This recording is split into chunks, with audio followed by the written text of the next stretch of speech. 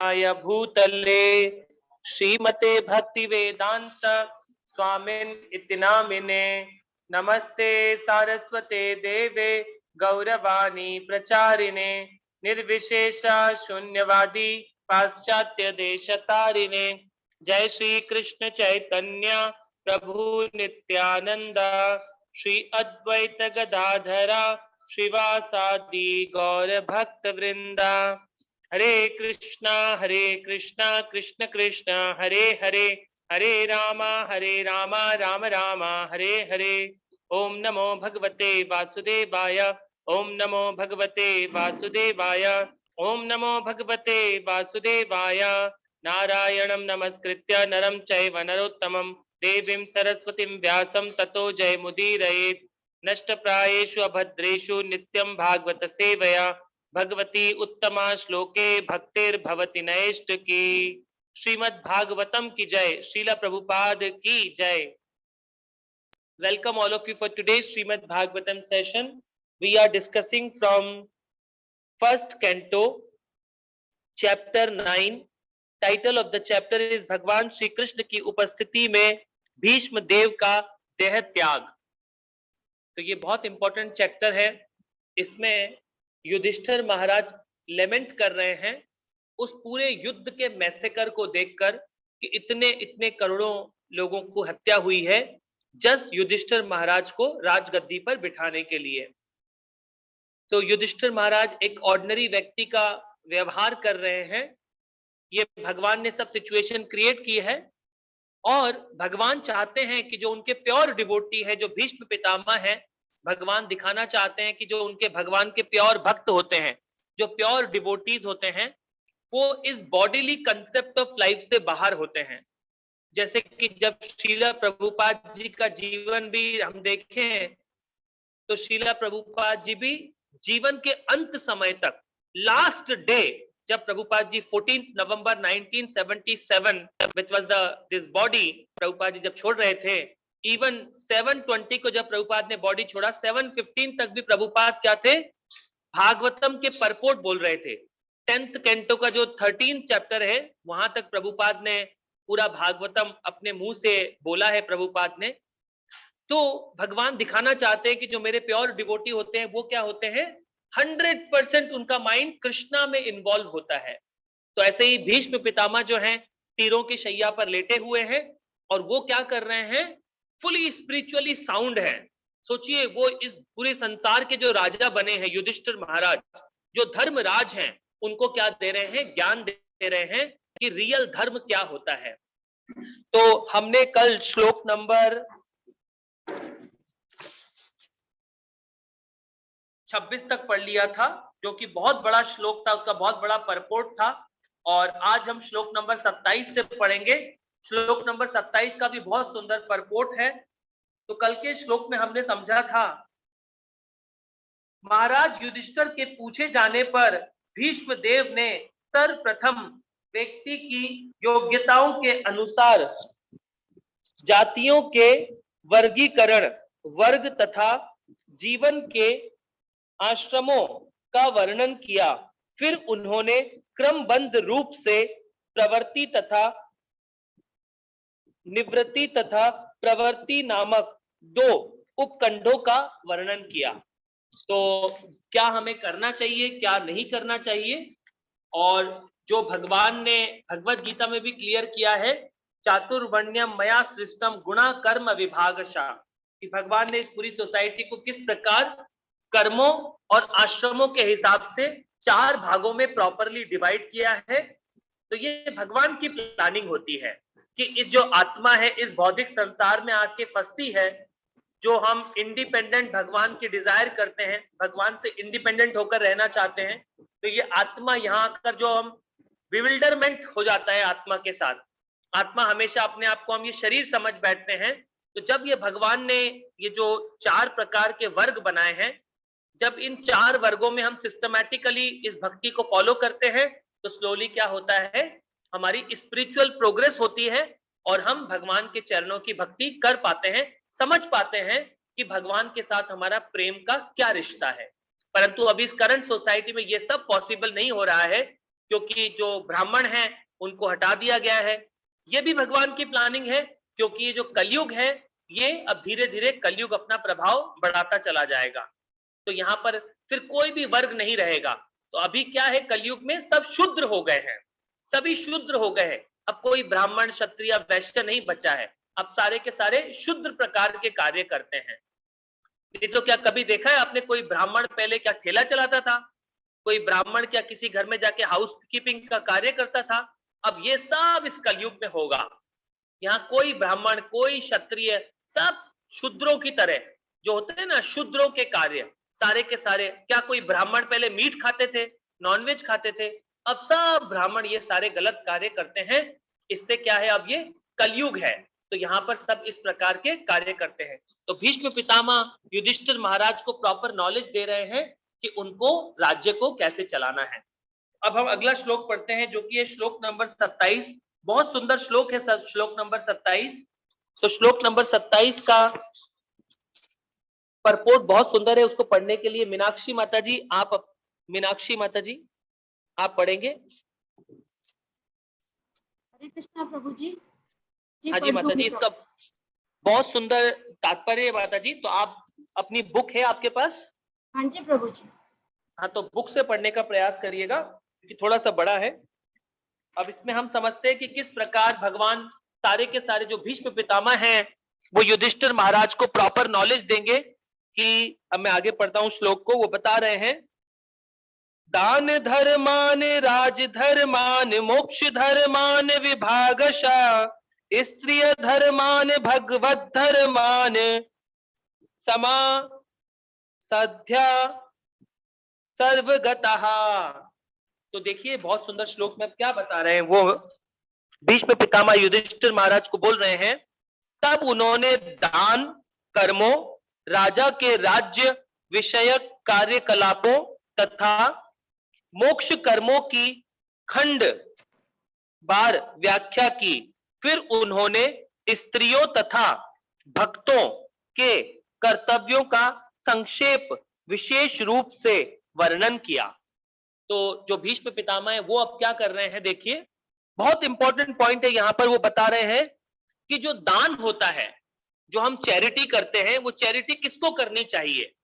जैसे ब्रह्मचारी तो कभी कोई अर्निंग नहीं करते, जो वानप्रस्थ होते हैं वो भी कोई अर्निंग नहीं करते, जो सन्यासी होते हैं वो भी कोई अर्निंग करने नहीं जाते। तो दान किसको बोला गया है? जो गृहस्थ जीवन जीते हैं उनको क्या करना चाहिए? उनको खूब दान करना चाहिए। वो किसको करना चाहिए?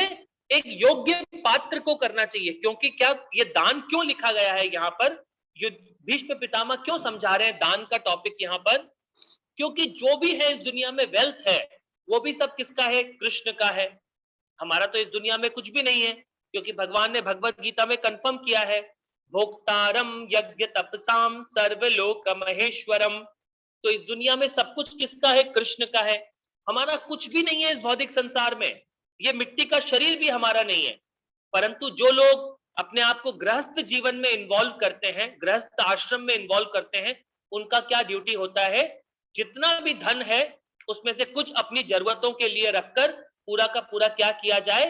सोसाइटी में जो ब्रह्मचारी प्रचार कर रहे हैं, सन्यासी प्रचार कर रहे हैं, वानप्रस्थ जीवन जी रहे हैं, उनको वो धन दे देना चाहिए, ताकि क्या हो सके? वो अपने इस भगवान के कार्य को और कंटिन्यूसली आगे बढ़ाते रहें। तो दान हमें किसको देना चाहिए? योग्य पात्र को देना चाहिए, ना कि हमें जो भी कोई रोड पे दिखे ऐसे। अगर हम सबको दान देते रहेंगे तो क्या हो जाएंगे? हम इस भौतिक संसार के कर्मों में फंस जाते हैं।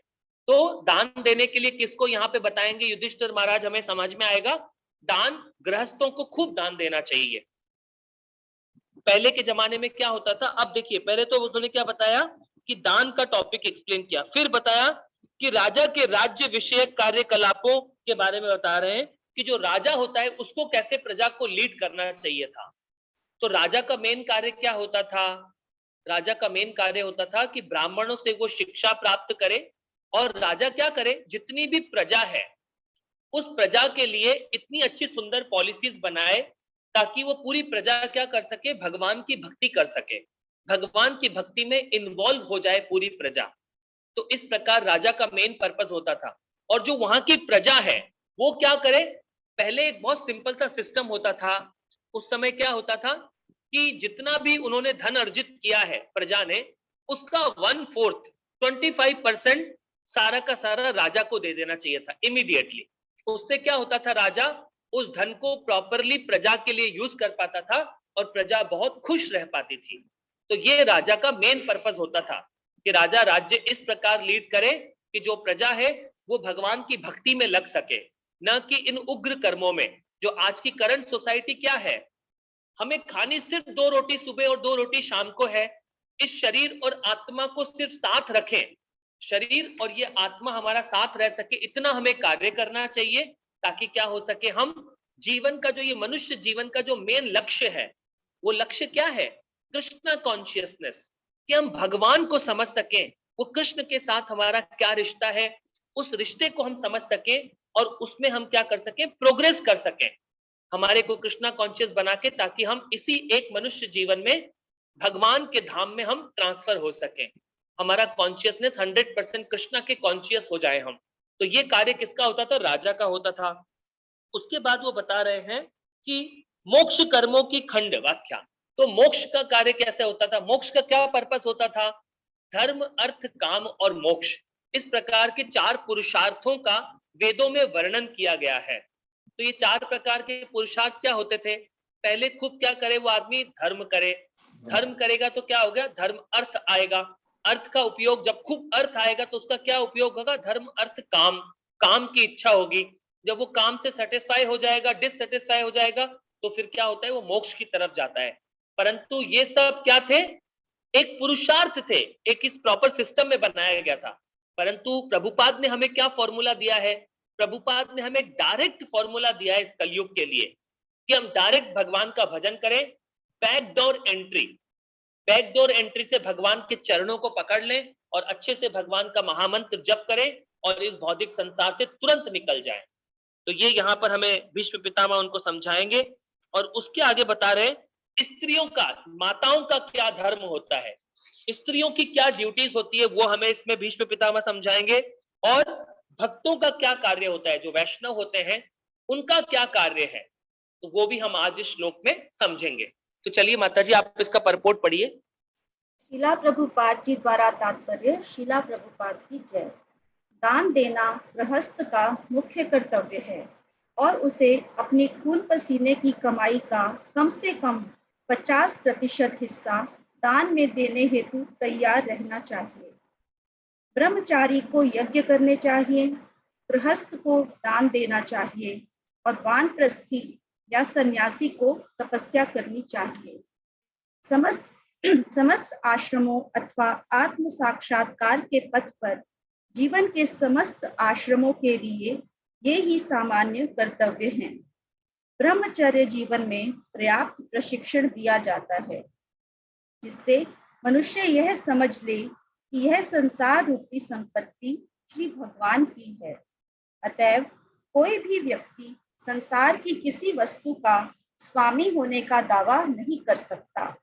अतः गृहस्थ जीवन, जिसमें विषय भोग के लिए एक प्रकार की छूट है, उसमें मनुष्य को श्री भगवान की सेवा के निमित्त दान अवश्य देना चाहिए।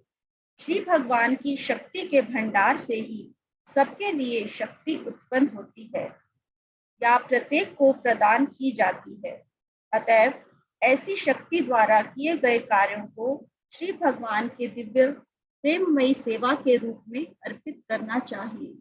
जिस प्रकार नदियां सागर से बादलों के माध्यम से जल प्राप्त करती हैं और पुनः समुद्र में मिल जाती हैं, उसी प्रकार हमारी शक्ति श्री भगवान की शक्ति के सर्वोपरि स्रोत से उधार मिलती है और हमें इसे श्री भगवान को लौटाना होता है।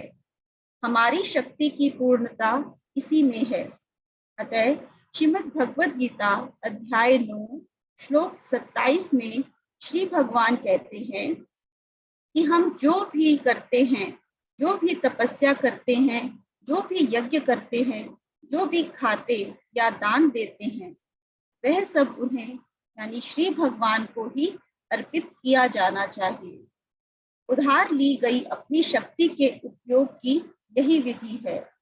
जब हम इस विधि से शक्ति का उपयोग करते हैं, तब हमारी शक्ति भौतिक उन्माद के कलमश से रहित हो जाती है और इस प्रकार हम श्री भगवान की सेवा करने हेतु अपने मूल प्राकृतिक जीवन के योग्य बन जाते हैं।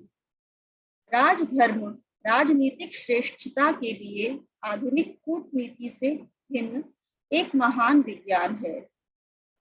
राजाओं को केवल कर संग्राहक बनने के बजाय दानवीर बनने की विधि पूर्वक शिक्षा दी जाती थी। उन्हें अपनी प्रजा की संपन्नता के लिए ही यज्ञ करने की शिक्षा दी जाती थी। प्रजा को मोक्ष प्राप्त कराना राजा का सबसे बड़ा कर्तव्य था। पिता, गुरु तथा राजा को भी कभी भी जन्म, मृत्यु, जरा तथा व्याधि से प्रजा को मुक्ति प्राप्त कराने के दायित्व से च्युत नहीं होना चाहिए। जब ये प्राथमिक कर्तव्य उचित ढंग से संपन्न होते हैं, तो फिर जनता द्वारा जनता के लिए बनाई गई सरकार की कोई आवश्यकता नहीं रह जाती है। आजकल लोग छल से बटोरे गए मतों के बल पर शासन अधिकार पा तो लेते हैं, लेकिन उन्हें राजा के मूल कर्तव्यों का प्रशिक्षण कभी नहीं मिलता और हर एक के लिए ऐसा कर पाना संभव भी नहीं है। ऐसी परिस्थितियों में अप्रशिक्षित प्रशासक प्रजा को सभी प्रकार से सुखी बनाने के प्रयत्न में भारी गलतियां करता है। दूसरी ओर ये अप्रशिक्षित प्रशासक धीरे धीरे चोर तथा धूर्त बन जाते हैं और वे नेताओं से लदे ऐसे प्रशासन को चलाने हेतु करों में वृद्धि करते जाते हैं, जो हर दृष्टि से बेकार होता है। वास्तव में मनु संहिता तथा पराशर कृत धर्मशास्त्र जैसे शास्त्रों के अनुसार राजा को समुचित प्रशासनिक निर्देश देने हेतु योग्य ब्राह्मणों की आवश्यकता होती है। एक गुणवान राजा जनता का आदर्श होता है। अतः यदि राजा पुण्यात्मा, धर्मात्मा, शौर्यवान तथा दानवीर होता है, तो जनता भी सामान्य रूप से उसका अनुकरण करती है। ऐसा राजा आलसी, विषय व्यक्ति नहीं होता जो प्रजा पर आश्रित रहता हो, अपितु चोरों तथा डाकुओं का वध करने में सदैव सतर्क रहता है। पुण्यात्मा राजा कभी भी अनावश्यक अहिंसा के नाम पर डाकुओं तथा चोरों पर दया नहीं करते थे। डाकुओं तथा चोरों को इस प्रकार दंडित किया जाता था कि भविष्य में कोई सुनियोजित ढंग से ऐसे दुष्कर्म करने का साहस भी ना करे। आज की तरह ऐसे डाकू तथा चोर कभी भी प्रशासन चलाने हेतु नहीं होते थे। तब कर लगाने के नियम सरल थे। ना तो कोई बल प्रयोग किया जाता था, ना घुसपैठ। राजा को प्रजा की उपज का 1/4 लेने का अधिकार था। राजा को किसी को प्राप्त संपदा का 1/4 भाग लेने का अधिकार था। किसी को इतना देने में कोई इतराज भी नहीं था, क्योंकि राजा के पुण्यात्मा होने तथा धार्मिक एकता होने के कारण प्रचुर प्राकृतिक संपदा होती थी, यथा अन्न, फल, फूल, रेशम, कपास, दूध, हीरे जवाहरात, खनिज इत्यादि। अतः कोई भी भौतिक दृष्टि से असंतुष्ट नहीं रहता था। प्रजा कृषि तथा पशुधन में समृद्ध थी, अतः उसके पास प्रचुर अन्न, फल तथा दूध था और उन्हें साबुन, सौंदर्य प्रसाधन, सिनेमा तथा मदिरालयों की कोई कृत्रिम आवश्यकता न थी। राजा को यह भी सुनिश्चित करना होता था कि मानवता की संचित शक्ति का उचित ढंग से उपयोग हो रहा है। मानवीय शक्ति पाश्विक इच्छाओं की पूर्ति के लिए नहीं, अपितु आत्म साक्षात्कार के लिए होती है। सरकार की सभी योजना किसी विशिष्ट उद्देश्य की पूर्ति के लिए होती थी। फलस्वरूप राजा उचित रीति से मंत्रियों का चयन करता था, वोटों के आधार पर नहीं। मंत्री, सेना नायक तथा सामान्य सिपाही तक व्यक्तिगत योग्यताओं के आधार पर चुने जाते थे और अपने अपने पदों पर नियुक्त होने के पूर्व राजा उन पर समुचित निगरानी रखता था। राजा विशेष रूप से सतर्क रहता था कि ऐसे तपस्वियों की अवहेलना ना हो जिन्होंने आध्यात्मिक ज्ञान के प्रचार प्रसार में अपना सब कुछ त्याग दिया हो। राजा भली भांति जानता था कि पूर्ण पुरुषोत्तम भगवान कभी भी अपने अनन्य भक्तों का तिरस्कार सहन नहीं करते। यहाँ तक कि ऐसे तपस्वी उन चोर उचक्कों के भी विश्वस्त जननायक होते थे जो इन तपस्वियों की आज्ञाओं का कभी उल्लंघन नहीं करते थे। राजा अनपढ़ों, असहायों तथा विधवाओं को विशेष सुरक्षा प्रदान करता था। शत्रु द्वारा आक्रमण किए जाने के पूर्व रक्षा के सभी उपाय किए जाते थे। कर प्रणाली सरल थी और इसका उद्देश्य संचित कोष को बढ़ाना होता था, लोगों को लूटना नहीं। सैनिकों की भर्ती संपूर्ण विश्व भर से की जाती थी और उन्हें विशेष कार्यों के लिए प्रशिक्षित किया जाता था। जहां तक मोक्ष का संबंध है, मनुष्यों को काम, क्रोध, अवैध इच्छाओं, लोभ तथा मोह पर विजय प्राप्त करनी होती थी।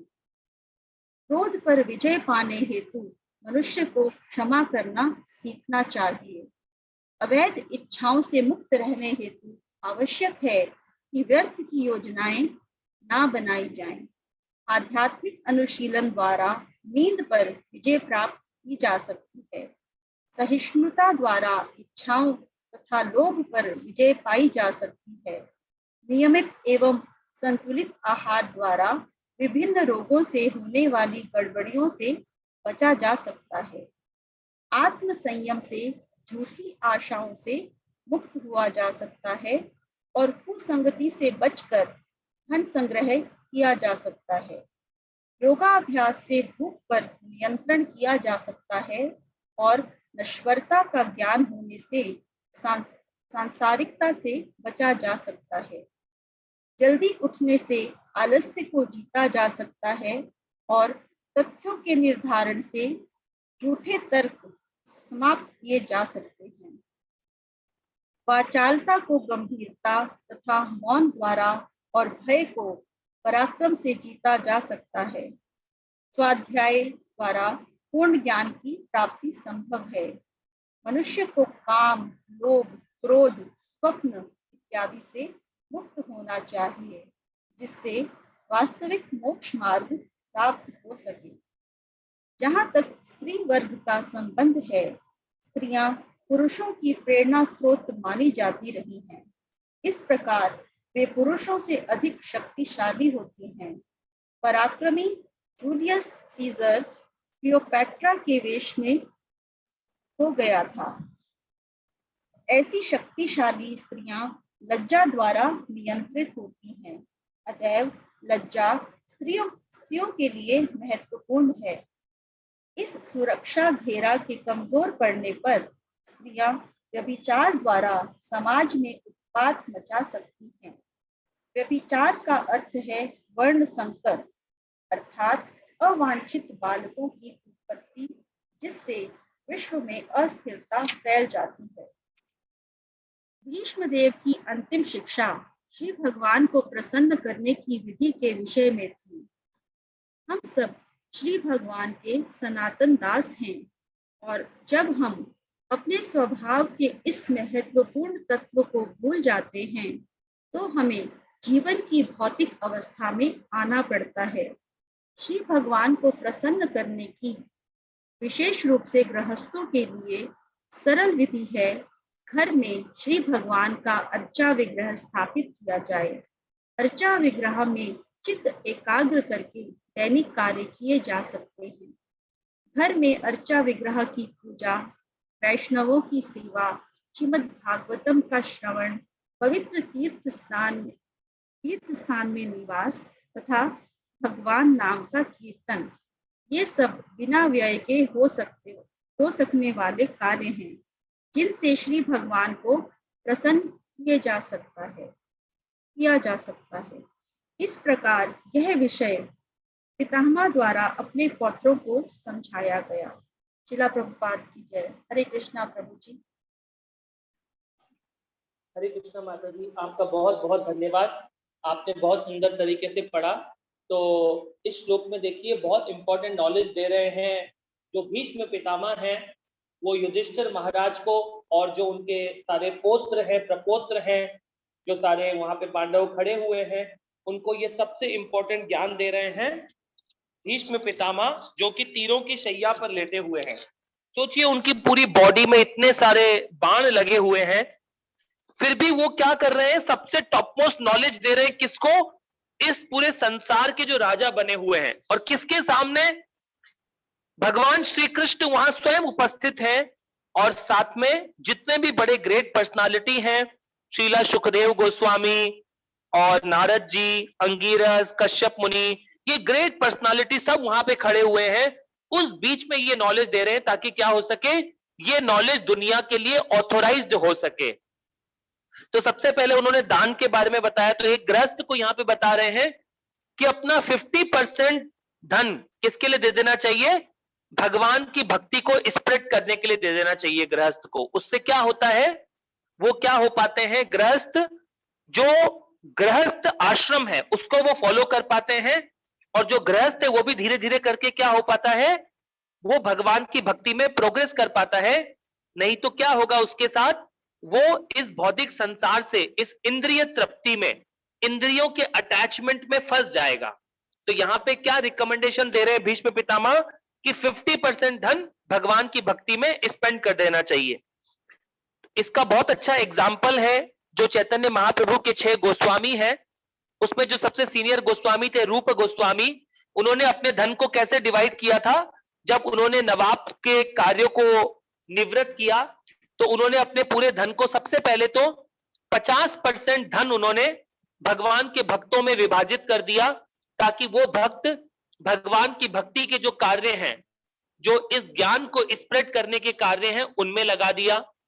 25% उन्होंने अपना धन जो उनके सगे संबंधी होते हैं, जैसे पति के लिए पत्नी है, बच्चे हैं, रिलेटिव्स हैं, उन सब में बांट दिया।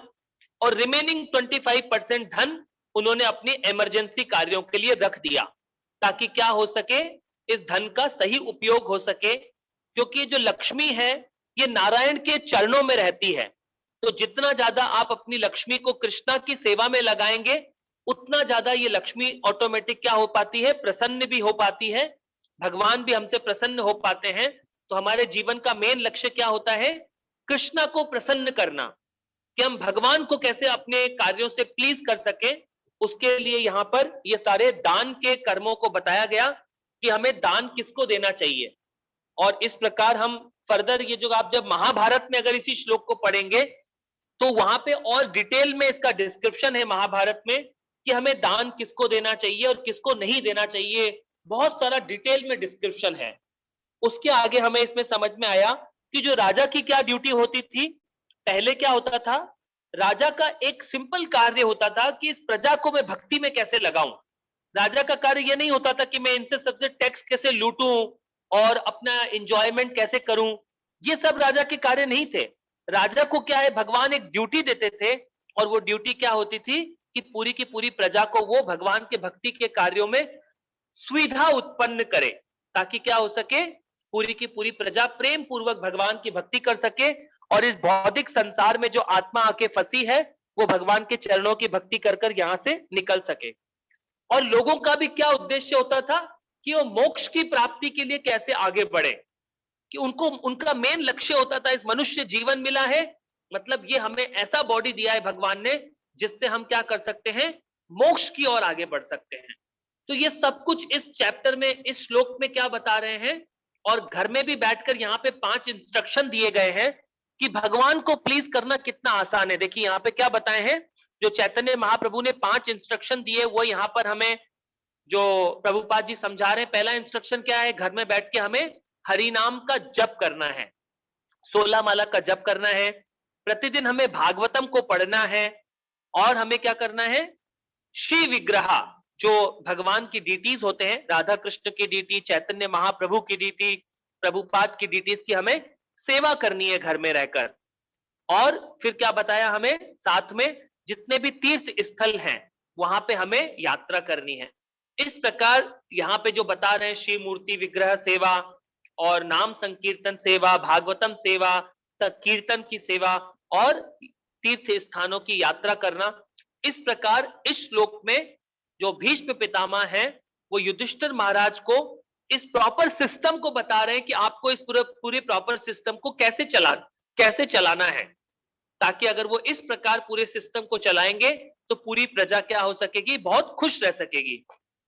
परंतु अभी क्या हो गया है करंट सोसाइटी में, जो अंधे हैं वो अंधों को लीड कर रहे हैं, पूरी प्रजा भी राजा को फॉलो नहीं करना चाहती है और राजा भी कैसे हो गए हैं, पूरे चीटर हो गए हैं सभी लोग। तो अभी करंट सोसाइटी में क्या दिया है प्रभुपाद ने हमें, इस करंट सोसाइटी के हिसाब से प्रभुपाद क्या है, करंट आचार्य हैं हमारे लिए। इस कलयुग के प्रभुपाद सबसे टॉप मोस्ट गुरु हैं। उन्होंने हमें सिंपल फॉर्मूला बताया है कि हमें क्या करना है, 4 नियमों का पालन करना है, no meat eating, no intoxication, no gambling and no illicit sex, और साथ में क्या करना है, हमें हरि नाम का बहुत अच्छे से जप करना है। जब इस प्रकार हमारे जीवन को और हमारे पास जो भी कुछ धन है उसको कृष्णा की सेवा में लगा देना है। तो इस प्रकार जब आप अपने सब कुछ संपूर्ण जीवन को कृष्णा के लिए अर्पित कर देते हैं, उससे क्या होता है, आप इस पाप और पुण्य के कार्यों में नहीं फंसेंगे और इस एक मनुष्य जीवन में हम हमारे इस मनुष्य जीवन के कर्तव्य को पूरा कर पाएंगे। तो आज की कथा को हम यही विराम करते हैं और अभी किसी का कोई प्रश्न है तो आप पूछ लीजिए। किसी भी भक्त का अगर कोई प्रश्न है तो आप पूछ सकते हैं।